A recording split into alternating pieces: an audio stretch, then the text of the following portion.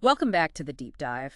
We're continuing our journey through the MPEP, the Manual of Patent Examining Procedure. Yep, your audio guide to the patent world. And today we are really digging into Chapter 2100, which is all about patentability. Specifically, Section 2131.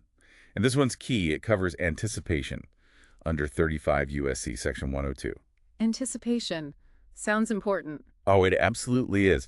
If you're prepping for the patent bar or, frankly, just want to understand how patents work, you need to get anticipation. It's fundamental to novelty. Okay, so anticipation isn't about, like, fortune-telling. In patent terms, it's about, is the invention actually new? Exactly. Has someone else already shown this exact thing before? If yes, your invention is anticipated and, well, you can't get a patent for it. And Section 2131 is the rule book for examiners on how to figure that out. That's the one. So our mission, if you will, for this deep dive is to really pull out the core ideas of anticipation from MPEP 2131. All right, let's do it. What's the absolute foundational principle here? Okay, the big one is this. A claim is anticipated, meaning not patentable under Section 102, if just one single piece of prior art discloses every single element of that claim. Every single one. No wiggle room. No, every single element.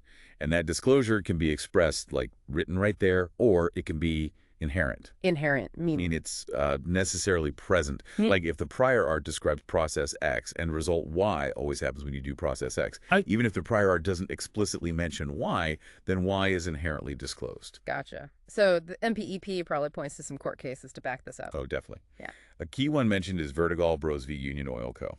And what's the big takeaway from Vertigal for anticipation? Vertigal really hammers home that every element rule. It underlines that for anticipation to stick, the prior art reference has to show each and every limitation recited in the claim. Not just similar, but identical. All of them. Wow. Okay. Very strict. Has to be a perfect match in that one reference. Now, what if your claim isn't just one thing, but maybe offers a few different options, like you claim A or B or C? How does anticipation work then?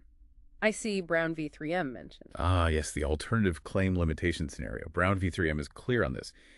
If your claim lists alternatives, it's anticipated if that single prior art reference fully discloses just one of those alternatives. So even if my claim covers A, B, and C, if the prior art perfectly describes just A, the whole claim is anticipated. That's right. Just one hit is enough under Brown v. 3M. Okay, that makes sense. So usually anticipation is a one-reference game, but you mentioned Section 102 rejections. Does the MPEP ever allow examiners to use more than one reference? Good question.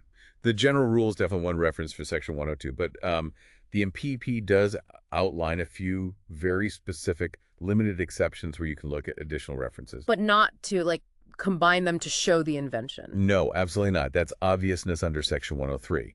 These extra references in a Section 102 context serve very specific, limited purposes. Okay, like what? What are these limited purposes? Well, first, you might use additional references to show that the main primary reference, the one that supposedly anticipates, is actually enabling. Enabling, meaning it actually works. Kind of. It means the primary reference teaches someone skilled in the art how to actually make and use the invention it describes. It provides enough detail. Right, like a recipe needs to have enough detail to actually bake the cake. Exactly. And sometimes you need other evidence to show the recipe in that first document is complete enough. The MPEP cites Henry Donahue, where multiple references were used, essentially, to confirm that a compound mentioned in the primary reference could actually be made using the knowledge available at the time. Okay, so proving the primary reference is a valid disclosure. What's another reason to bring in extra documents? Second, you can use extrinsic evidence information from outside the main reference to clarify what a term used in the primary reference actually means. Ah, like defining jargon. Precisely. The example given is in Rebaxter Travenol Labs. In that case, other evidence helps show that a particular term used in the main reference inherently implied the presence of a certain chemical additive.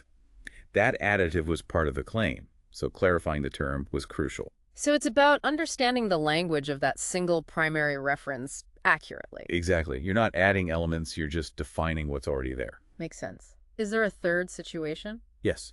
The third is to show that some unstated property is inherently present in whatever the primary reference discloses. Back to that inherent idea again. Right. If doing what the primary reference says necessarily results in a property, even if it's unstated, you might use other references to prove that necessary link, that inherent quality. Interesting. So even if it's not explicitly mentioned, if it's an unavoidable result and you can prove that link with other evidence, it still counts as being disclosed by that single primary reference for anticipation purposes. You got it. Okay, let's shift gears a bit. What about broad claims versus specific examples? The MPEP talks about genus and species. How does anticipation work there? Right. Genus and species. Think of genus as the broad category like mammal and species, as a specific example within it, like dog. Okay. The rule in patent law for anticipation is pretty straightforward. If a prior art reference discloses a specific species, it anticipates a later claim to a genus that includes that species. So if someone already described a dog, my later claim to all mammals would be anticipated by that description of a dog. Essentially, yes, for the purposes of anticipation. If the prior art shows one example that falls within your broader category, the broader category claim is anticipated. Even if that prior art just listed the species, like among a whole bunch of other things. Yes, absolutely. The MPEP makes that clear, citing cases like Ex parte A and In re Sivramakrishnan.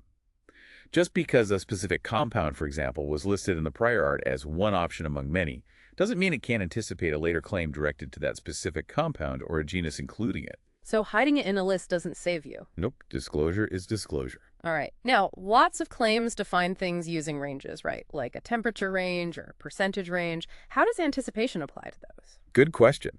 If a claim recites a range and a single prior art reference discloses a specific value within that range, the claim is anticipated. Okay, so if I claim 50 to 100 degrees and the prior art says 75 degrees. Then your claim is anticipated. The case Titanium Metals v. Banner is cited for this principle. A single point within the range is enough. What if the prior art also discloses a range, maybe one that overlaps with mine? Overlapping ranges can also anticipate, but the MPEP notes it requires sufficient specificity in the prior art disclosure of that range. If the prior art clearly describes a range that overlaps yours, it can anticipate. But what if it's close but doesn't quite touch or overlap? Say my range is 50-100 and the prior art shows 40-49. That's a crucial distinction. If the prior art value or range is close but does not overlap, it does not anticipate under Section 102. No anticipation for near misses. Correct. However, and this is important, that close but non-overlapping reference might still be used to argue that your claimed range is obvious under Section 103. Right. Obviousness. That's the one where you can combine references or argue based on things being close. Sound like a topic for another day? Definitely. Obviousness is a different beast. Anticipation requires that exact disclosure in one reference. Okay, one last area from Section 2131. What about arguments like this prior art is from a totally different field or this prior art actually says this is a bad idea? Do those arguments help defeat an anticipation rejection? We're talking non-analogous art and teaching away. This trips people up sometimes, but the MPEP is very clear. Yeah. For Section 102 anticipation, arguments about the prior art being non-analogous, meaning from an unrelated field, or teaching away, meaning discouraging the invention, are irrelevant. Irrelevant, really. So even if the old document is about, I don't know, baking cakes and my invention is about rocket fuel, if the cake recipe happens to describe every element of my rocket fuel claim, it anticipates. Doesn't matter if it's non-analogous. Doesn't matter if the cake recipe says, don't try this with fuel. If it discloses all the elements, it anticipates. Wow. Yeah, and the same goes for teaching away. The case Solaritis Technologies v. Rockwell is cited.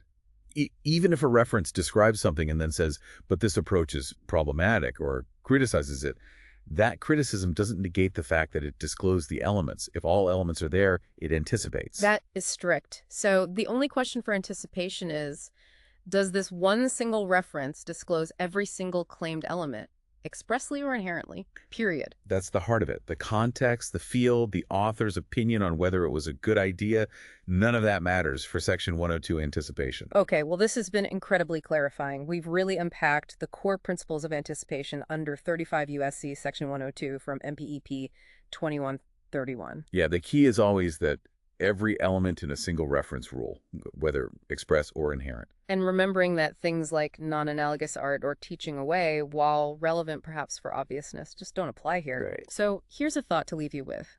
Really ponder that stark difference between anticipation's strict single reference, every element test, and the more flexible obviousness standard under Section 103, where combining references and considering factors like teaching away is allowed.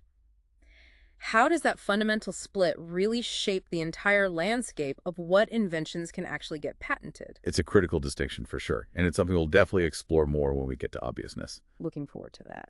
And before we wrap up, a big thank you, as always, goes to Mike Shepard. He's the creative director who organized this whole MPEP audio project. Yes, thanks to Mike for making this series happen and bringing the MPEP to life in this format. Absolutely. And finally, just our standard disclaimer. This summary was put together with help from AI tools like ChatGPT and Notebook LM. It might have errors, so please treat it as informational and educational only. Right. It's definitely not legal advice. For the official word, always go to the official MPEP itself or talk to a qualified instructor or a registered patent practitioner. Couldn't have said it better. Thanks for joining us on the deep dive.